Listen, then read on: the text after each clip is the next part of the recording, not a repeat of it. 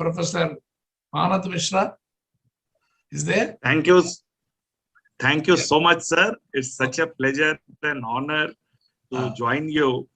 Okay. All dignitaries here. And of course, if I were in Sonipat, in our campus of Jindal Global Law School and OP Jindal Global University, I would have been even more comfortable. Today I'm in Patna, and I have indeed another meeting at 7. So, but the globalization of legal profession is something which is a reality, and that also it has led to globalization of legal education as well today.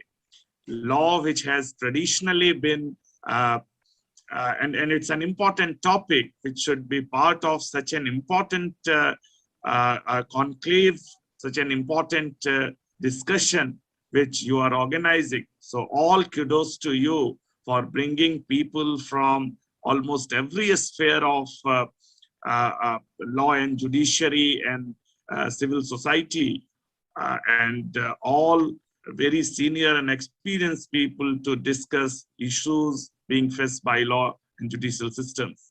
So globalization of legal profession and legal education is a reality.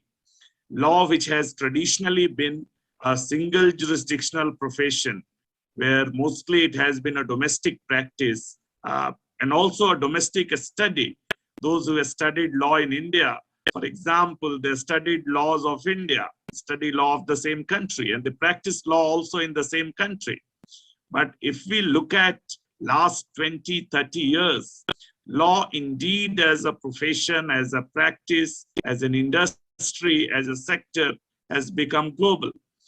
And because of the common law system prevailing almost entire world, today we have law firms which are actually operating in say 50 different jurisdictions. There are some law firms in China like Denton and many other law firms which are having revenues over $2 billion to even $6 billion, and they operate with lawyers in the range of say 1,000 or 2,000 to 6,000 lawyers working together in one firm. So this is time, I feel, where our legal profession should also get globalized in certain ways. And it is being globalized. We have today at least 2-3 firms where I could see we have 1,000 lawyers working together in near future. So in this context, as I come from a law school, which says itself to be a global law school, which has recruited faculty members from some 41 different countries, where we have lawyers trained in Canada, in the US, in Singapore, in Australia, in New Zealand, in Iceland, in Bulgaria, and teaching full-time on a campus in Sonipat, Haryana, near Delhi. Bringing comparative and international perspective to every area of law being taught to their students. And this is what also resulting in our students getting into global practice of law around the world. So I'm very delighted to inform you, some 25 of our students in last 2 years have qualified New York bar, another 25 have qualified California bar exam. Many of them have actually started practicing, becoming members of the Ontario bar in Canada, quite a few in bar in Melbourne and Sydney, and even in China and other parts of the world. This has all happening because of the globalization of legal profession. So I believe in my brief speech, brief talk in this very prestigious gathering, that it's high time we need to internationalize our curriculum, our faculty, our academic content, whatever our law schools are teaching today. We have to upgrade it in a way to bring international and comparative study of law.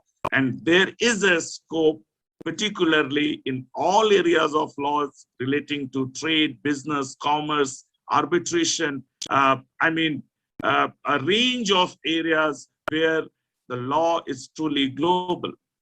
And that is where I wish I could see Honorable Vice Chancellor, Tamil Nadu, Dr. Ambedkar Law University also here, and other academicians and lawyers and honorable judges, that it's high time, in my view, that we should be open to globalize our legal profession in the best interest of the young people who have aspirations to serve not just our own country and legal judicial system and our own jurisdiction, but who are ready to serve the whole world. So today, actually, I was in Queen Mary University, London in 2019, and I was surprised to find some 30 of our alumni and students working and studying, researching in universities in and around London, and they all came together to see me, and it was a surprise for me. I did not expect that quite a good number of Indian students are actually in the process of gaining membership of the UK bar and have all aspiration to practice law only in the UK. Hardly one or two of them intended to come back. So in today's environment, my submission to this very distinguished panel and audience is we should take all efforts to internationalize our curriculum, our teaching. We should open faculty appointments in our country to foreign nationals. Our professors are teaching around the world.